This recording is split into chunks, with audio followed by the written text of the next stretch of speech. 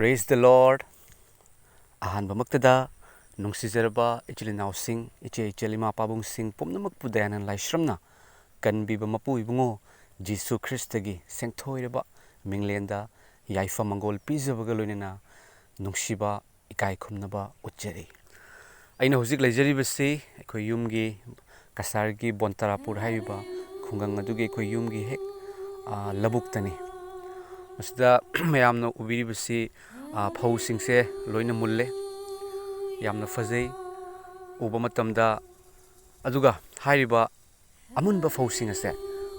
uba matamda Holy Bible dagi kanbiba mapugi wahai amakhak ai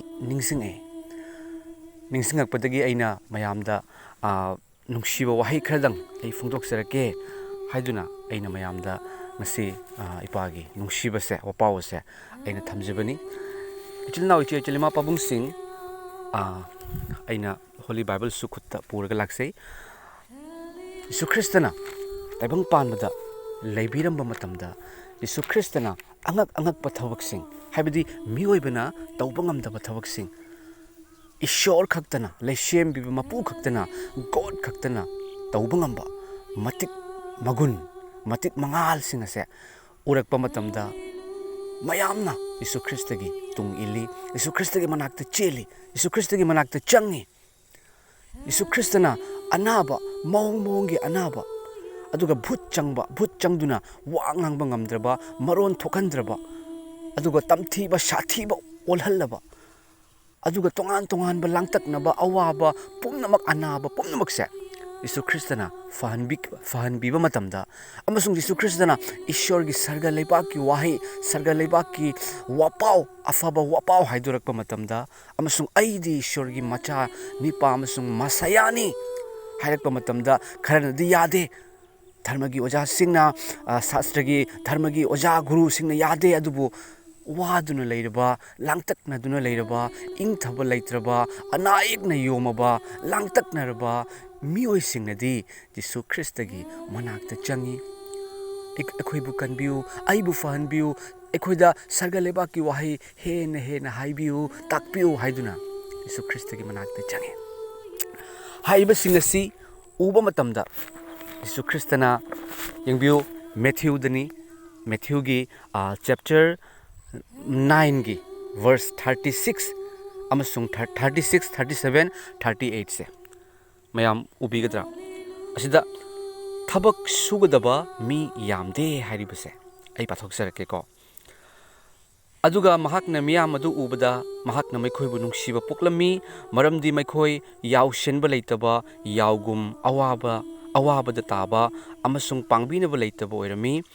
maruda mahakna sebok singda hai law lokkadabadi yami adubu thabak sugadaba midi yamde maramaduna mahakki lawrok phamda thabak suba mi sing thabiraknaba neikhoina lawrok mapuda haizo amen hallelujah pathokraba amasung takraba ahingba mapugi leishembiba mapugi ekoga loinaba mapugi wahina wapauna takraba punamaki mathakta mapal naidaba thaujal paisa lupana leiba ngamdaba ingthabado lawna singna jonna sanana lupana mani muktana leiba ngamdaba ingthabado adomda haithabi warisanu Jisu Kristagi minglena amen chinnaw ichilima pabungsing yengbiu Jisu Kristana mayam adu uba matamda mahak nungsiba phawre nungsiba karigino mekhoi yaushenba mapu leitaba yengbiu ko maramdi mekhoi yaushenba leitaba yaugum awaba taba amasung pangbinaba leitaba oirami yaushenba leitaba yaugum awabada taba yaushenba mapu leitaba taragadi yausing ado kaishalna chaba yai langbuina chaba yai huina chathokhiba yai natraga kaina chathokhiba yai maramdi yaushenba mapu leiramde yaushenba mapu khangdeba mekoina yaushenba mapudo haibadi Jisu Kristado leishembiba mapudo khangdabagi maramna mekoise yaushenba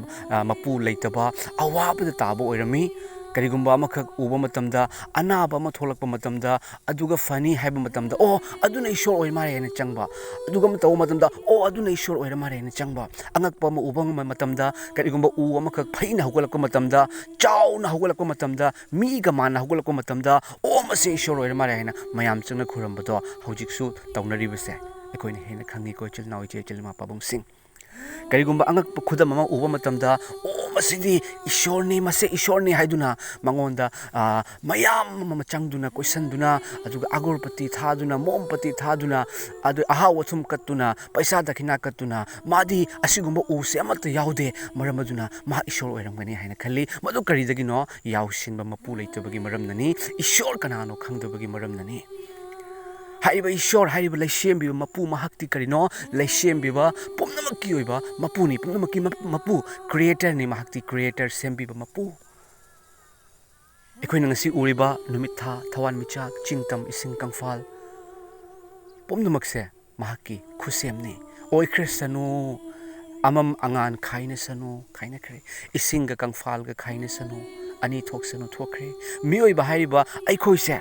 punamak khanba ngamba punamak tawba ngamba afaba phattabana karino achumba aranbana karino khangdokpa ngamba paisa yamdi yamkhalanba ngamba aigi bank ta paisa tungsinba ngamba mingondagi hena ina khunnaba mingondagi hena larik hainabagi damakta hotnaba ngamba aikhoisinane hariba mapu ibungo mahakna yam nungsina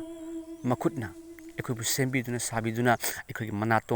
natonda hingbagi nungsa sor habidi thawai kamsinbi kibadagidi aikhoise ahingba habdo oiraklibani haibadi pomnamak ibungo mahakki khusemni maramaduna haiba ibungo mahakna mioibasingna mapu kanano khangladuna leiba amadamuk chen aduga aina ngasi ishor haibasi karino ishor khuramba haibasi karino kanadano aina khurambibase aina khurambadabagi mathau karigi tari sanga singna ishor khuramde aduba mioibana karigi damakte ishor khurami mioibana ishor machinda ishor hain leibagi maram karigino kanano mapuse maramdi mioiba ikhoise sanga singde tabang panbada shiba numita loigre aduba mioiba ikhogidi Kuki Tawai di mapugi manakta mukhangani, haiba mapugi manakta Tawaina, lomba naidana, hanba yana bagi damakta, amasung taibang pan badasu, ekubu loina bina bagi damakta, awana the ngakpina bagi damakta ishor kuramibani. Taibang pan bada ina kunna bagi damakta, aigi nupi angang singse, manung matam chadana hatok piganu, haiba kaktagi damakta, ekuina ishor kuram gadabanate. Ekogi Tawaina lomba naidaba sargado leijanabagi damaktani ngasi taibang panbada yengbiu hatoknariba nungsiba leitriba lan oktabigi thabak tawriba nisha chariba tongan ba ahen ba nisha drugs chariba pakhang leisabigi oiba nungsinaba mari Fazakraba manungshibagi marido phattabagi launa leinaraga luhongaga tawgadawa mari mata tawgadawagi relation do luhongdringida tawbagi maramna madu amangba ohelle nungshibadi afabani adubu hairiba mekhoigi mariduna amangba ohelle hairiba punamakse urakpa matamda ibungo ahingba Jesu Krista pap kokpinabagi damakta lakpiba ishorna thabiraklaba machanupa Jesu Krista masayagi thamoida nungshiba poklammi hallelujah nungshiba poklammi aduga Maruda mahakna sebok sing the high mahakna sebok in the high karino Jesu Krista na hairibudo nungshiba poklaga Jesu Krista na haibadi law lokadabadi yami adubu thabak sugadaba midi yamde law lokadabadi yame law lokadabasi yame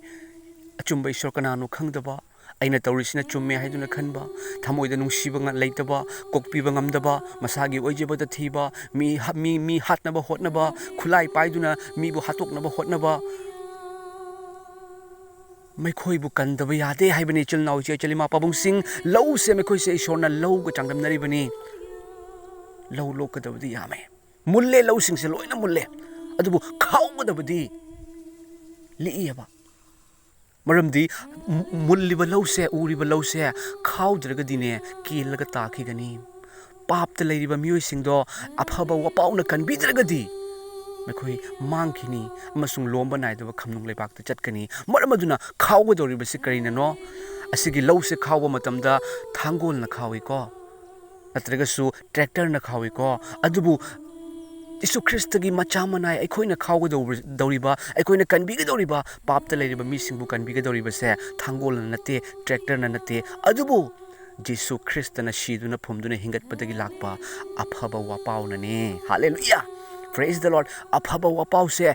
hena sandu haibase aigi thamoida ipana wangangbi amasung yam thagale ipabu maramdi iramdam Manipur se sana leibak to asengba sana leibak to tapna tapna oirakpase aigi thamoida fauze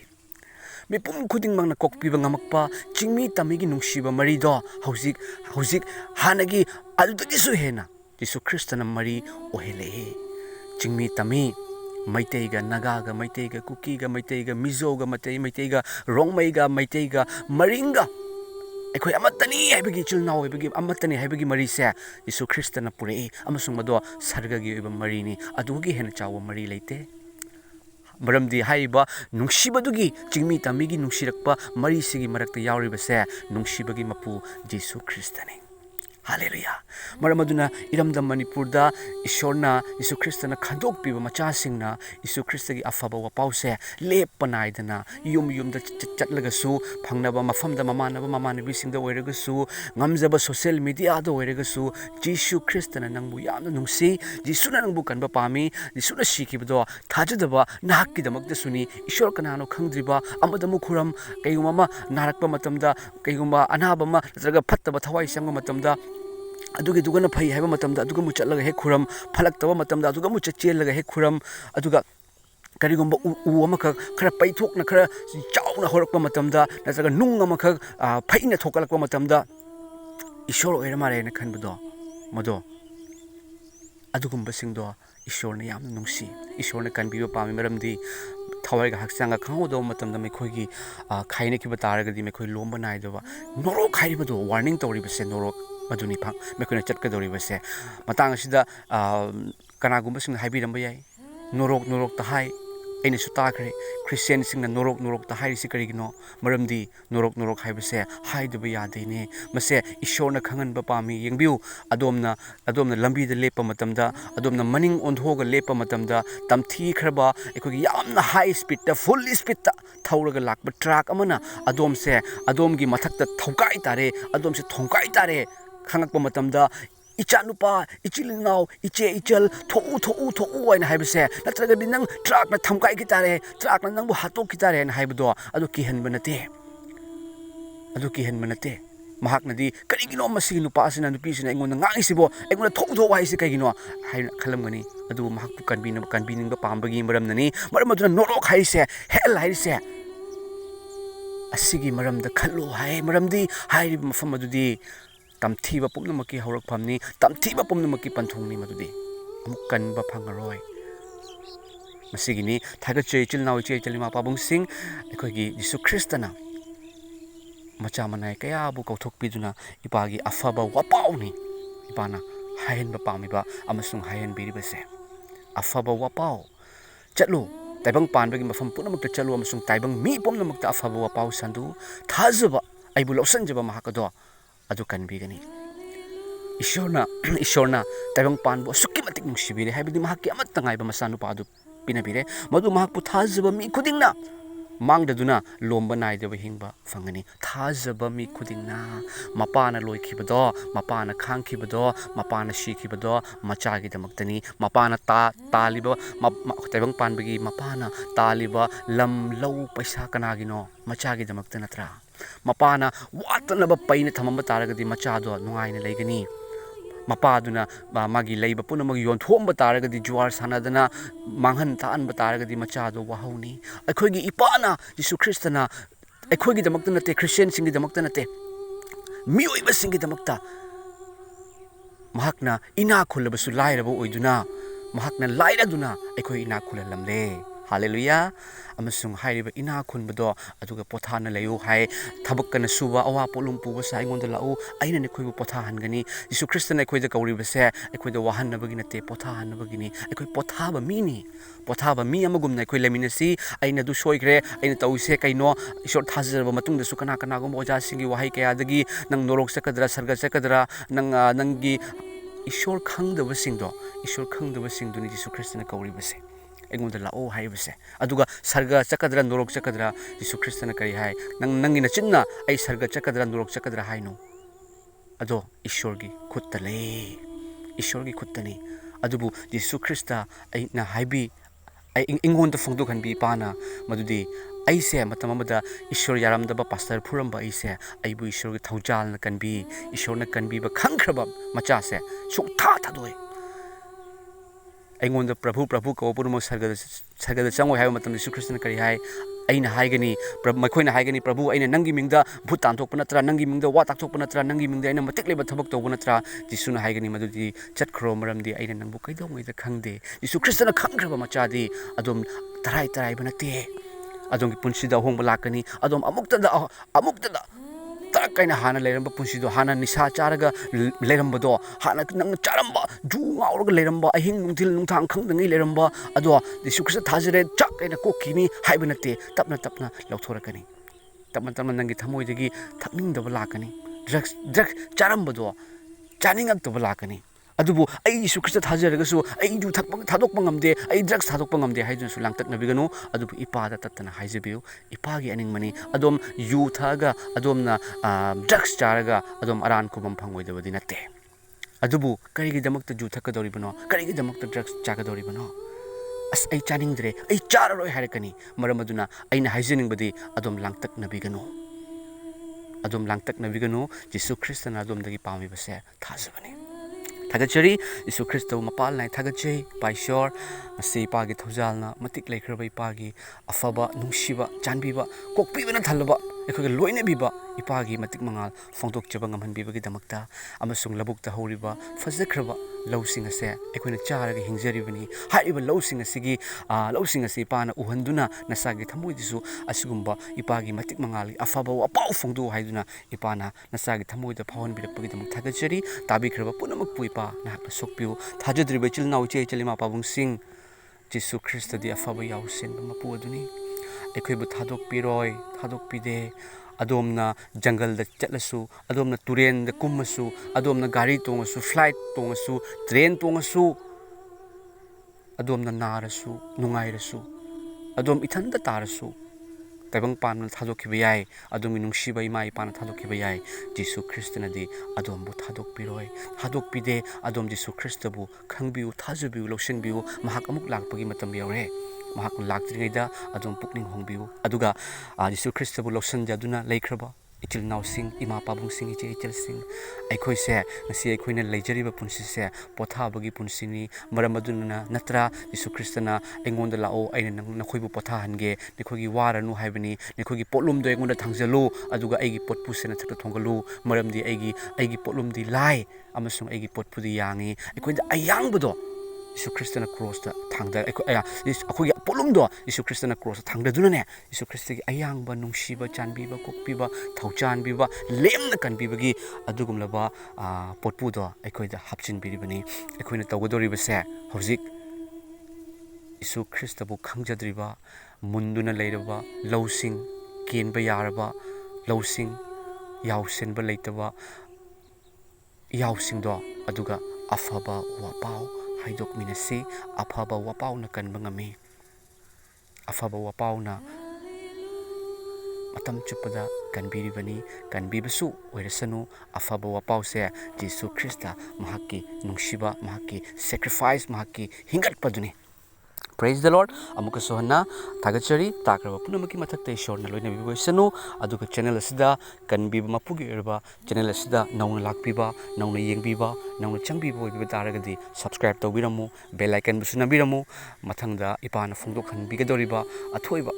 ꯑꯐꯕ ꯋꯥꯄꯥꯎꯁꯤꯡ ꯑꯗꯣꯝꯗ direct ꯌꯧꯗꯨꯅ ꯌꯤꯁꯨ ꯈ꯭ꯔꯤꯁꯇꯗꯒꯤ ꯊꯧꯖꯥꯟ ꯃꯔꯥꯡ ꯀꯥꯏꯅ ꯐꯪꯕ ꯌꯥꯅꯕꯒꯤꯗꯃꯛꯇ ꯂꯣꯏꯅꯅ